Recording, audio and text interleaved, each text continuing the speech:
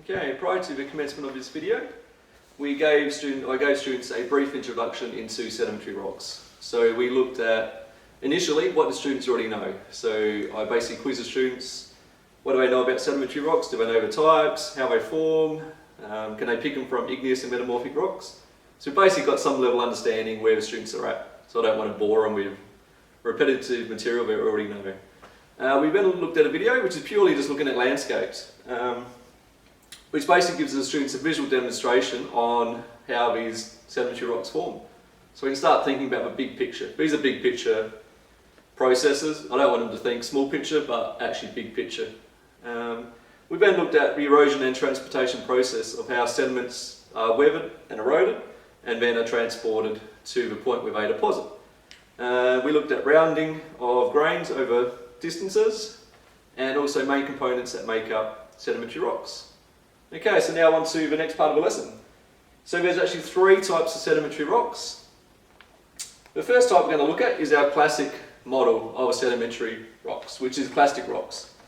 So these are made up from weathering and then transportation of rocks. So weathering, erosion, pushed down by gravity, water, wind, and then deposition in low-lying areas. Okay, so now to test out what we learned earlier in the lesson, I'm going to get you to look at this picture here. So here's our mountain. Here we can see our sediments. So notice our sediments are actually not flat. So these are deposited flat, and since they're being tilted uplift, movement of the mountains, faults, these sediments are now sitting at angles. Okay, so now the question is, where is the erosion going to occur? So based on this picture, does anyone can tell me where the erosion is going to occur? So I'm pretty sure it's up the top and it works its way to the bottom of the mountain. So why is it up the top? Because you said that's where it occurs and then it goes down. Yep, so okay, yep, very good. So this is the top of our mountain. It's going to erode from here, gravity's going to push it down, it's going to roll down, and basically then, does anyone know where it's going to end up? What's going to happen? Anyone else? In the river? Yeah, anything besides a river? Does it always end up in a river or can it go elsewhere? What's a better word to describe where it's going to end up? Lower down? Yeah, so okay, yeah. Lower down, low-lying areas. So we can see here, these flats at the bottom. Got trees coming up, nice flat basin or a valley. It's basically going to deposit there. So well done, good work. Okay, so the next type of rocks we're going to look at is chemical rocks. So these are made from chemical precipitation. Now precipitation is a big word. It's basically creating a solid from solution. So it may not make sense now. It's a word in chemistry you're going to see a lot over the next few years. But I'll go through it later on, more specific to make sure you understand what it is. And the last group is biochemical rocks. So these are made up of biological remains. So now biological remains can be any living organism and vegetation. So it could be a dog recently, someone buries it. 10,000 years time, someone digs it up. That's now a biochemical rock, assuming it's hardened over time with cementation process. So it's any type of living organism. So now we're going to look at plastic rocks in particular, and what are the types of plastic rocks. So the first one here is shale. So what shale is, it's a very fine-grained material. It's usually formed in deep water environments, so deep lakes or deep ocean. So you're looking in an ocean, probably in excess of quite a few hundred metres to over kilometres deep. You'll get this very fine sediment forming, which is called shale. Can be numerous colours, so here it's red, which is hematite staining in it, but it can be many different colours. Okay, so next one we got is siltstone.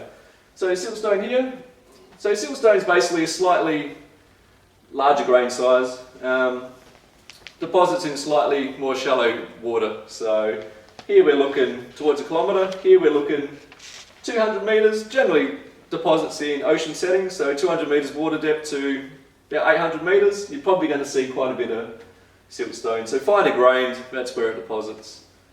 Our next group is sandstone. So sandstone's our normal rock that we see most often than any of these other rocks, to be honest. Sandstones everywhere. So,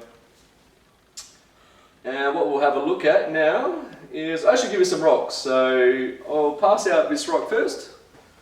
So we'll have a look at a shale. Alright, so here's our shale. Okay, so this unit here is our shale. Alright, I'll pass this around to the students so everyone can see that. So notice our shale was very, very fine grained. You couldn't see a lot of texture in it. And yeah, any questions on the shale, the rock that I've just handed out? So there's a funny pattern on it. What would have caused it, or what is it? Okay, yep, a funny pattern. So that's actually fossils. So we'll have a look at this rock closely. This is called fenestrate bryozoan. So it's a whole series of, it's a sea coral, basically. It's all deposited. There's no actual fossil here. It's actually been eroded out. So it's actual imprint or a mould of the actual fossil itself. So that's our shale. And there's our fossils. Any other questions on that rock there? Why doesn't it seem to be in all of the rock and only in some of the rock? Okay, so this is based on water depth, so that's an excellent question.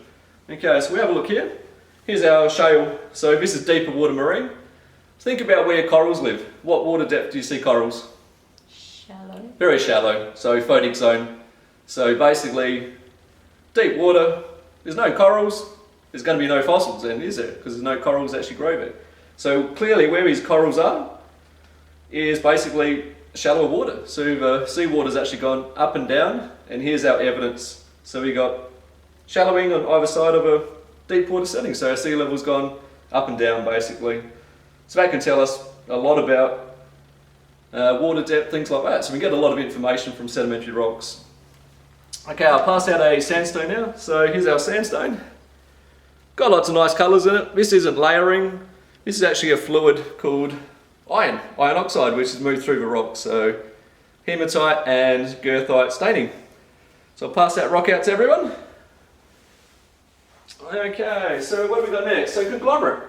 So conglomerate is basically pebbles. So larger grain size, higher energy environments. Quite a few beaches. You can see rocks all over the beach. So there's no actual sand. It's actually rocks. When they're pebbles, it's not conglomerate. When they're cemented, it becomes conglomerate. So I'll hand out this rock here.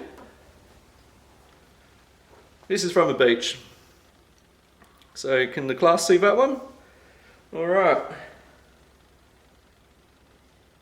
So that rock there has moved quite a distance. It's rounded and basically it's then been flattened. So it was a round circular rock which moves probably many kilometres, deposited over probably 100 metres of sediment on top, and it's been flattened. So now it's a flat round rock. So we get a lot of information from one pebble on a beach as to where it's come from. Our last group is breccia. So breccia is similar to conglomerate. This has moved from a long way, all these pebbles. Breccia actually hasn't, so it's very angular, so a lot of faults, mountains, things like that. Rock falls, big landslides, rock falls straight down, doesn't move too far, not really weathered, not eroded much, and you see angular class within, and then it's cemented. So, very different environments, so we can learn a lot from these types of rocks. Alright, so move on to the next slide. And here we go, biochemical rocks. Alright, so our first rock here we're going to look at is fossiliferous rocks. That's a big word, it just basically means fossils within a rock. So it's composed of shells, corals and other remains of former living organisms. So this one here, we've got some gastropods. That's all we're seeing in that one, so that's a fossiliferous rock of gastropod. Next one we're going to look at is coal. So here we go. Coal or lignite, so it's composed of plant matter. So this is what powers most of our power plants all around the world is coal. So it's basically organic matter compacted, and then the water slowly dehydrates out of the coal, and then as more water leaves the coal and plant remains, it becomes better quality coal. So that's another one there. Next one we're going to look at is fossil wood. So you can see this big, looks like a rock. It is rock, it's stone, and you can see it's actually a tree trunk sitting within a sedimentary unit there. So This is an actual tree being preserved and it's been cemented. So silica in this case has filled it and it's been all cemented up. Alright, so what have we got next? So that's our biochemical rocks. We'll move on to the next one. If there's no questions, I don't think there's any questions from anyone. Alright, here's an example of another biochemical rock. So these are called stromatolites. So this photo here is from Shark Bay. Has anyone been to Shark Bay? No. No? No one in the class? So they look pretty featureless. These are one of the most amazing organisms to ever live on the planet.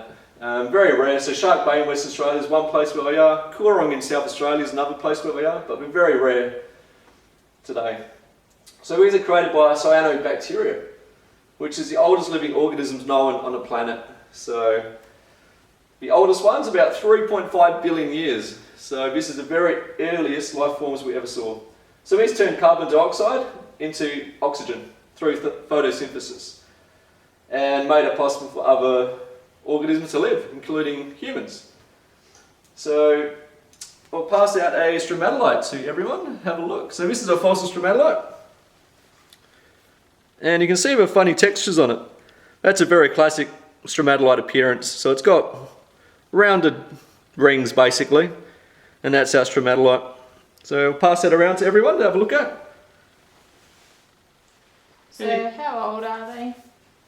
That fossil there, that one's I found in the Northern Territory. So that one there's about 450 million years old, which seems pretty old, but that's actually quite young for a stromatolite.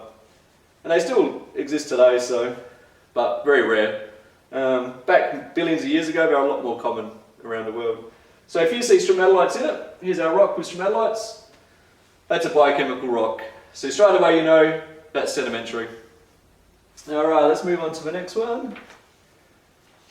And our last biochemical rock is limestone. So here's our White Cliffs of Dover in England. And what's limestone? So it's marine, forms in warm water, and it's created by not sand. It may look like sand, like from a distance you might look at that and go it's probably sand, and even close-up specimen here. It's actually made from fossils. So mainly mollusks, gastropods, bivalves, things like that. And coral. So here we can see some nice fossils, and a lot of it's actually churned up pieces of fossils, which makes a kind of a feel of a limestone. So that's quite a unique rock in itself, which is very widespread all around the world. We see quite a bit of limestone, so that's one of our main sedimentary rocks. Alright, so what do we got next? Chemical rocks. So chemical rocks, what we're mainly looking at here is something called evaporites, are one of our main ones. So here's our beach, and notice this funny pink zone here, which is a very shallow water. You quite often see these in a plane when you're flying over. You'll see a funny pink lake or yellows or very different colours at times. It's shallow seawater, so over time seawater's risen, filled this lying area here, and then seawater's retreated back out. And seawater slowly evaporates, and what it does is basically concentrate very small trace elements within the ocean water itself. So as the seawater evaporates, minerals like salt, calcium and sulfate, which don't evaporate, which are left behind, form sedimentary rocks. So example here I'm going to show you is gypsum. Okay, so if there's a lot of calcium and sulfate in our ocean waters, and you start evaporating them again and again, you start forming gypsum. Now this rock here's got a funny appearance to it. Can anyone tell me what they can see? What's that top layer there? Like the beach sand ripples that you get on Yep, beach sand ripples, that's exactly what it is. So that's a physical property. So next lesson we're going to start looking at physical properties of sedimentary rocks. So if you see beach ripples like that, which we call ripple marks, straight away you know it's sedimentary. You may not know what a rock type is itself, but you know it's sedimentary. So that's a big tick, not igneous, not metamorphic, sedimentary. And the last one we're going to look at is banded iron formation, which is very famous in Western Australia. It's probably some of the best specimen of banded iron formation we've ever seen in the world. So these formed in a specific time frame about 2 billion years ago.